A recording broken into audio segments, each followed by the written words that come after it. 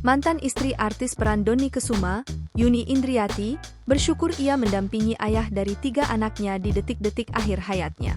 Yuni turut mengantar jenazah Dony Kesuma sampai ke peristirahatan terakhir di TPU Tanah Kusir, Jakarta Selatan.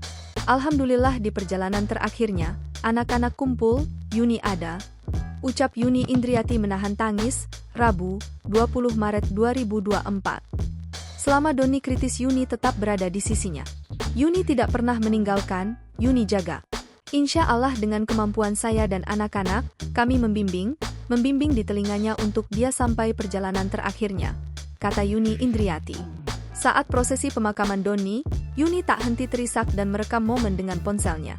Sebagai informasi, Dony Kesuma dan Yuni Indriati menikah pada tahun 1999 dan bercerai pada 2017. Dony sempat mengungkapkan dalam podcast bersama presenter Melanie Ricardo bahwa ia ingin rujuk dengan Yuni.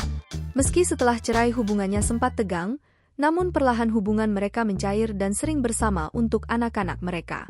Dony Kesuma meninggal hari Selasa, 18 Maret 2024, pukul 19.19 di rumah sakit.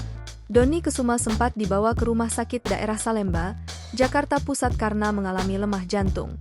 Namun setelah di rumah dan berselang beberapa hari kemudian, kondisi Dony kembali menurun.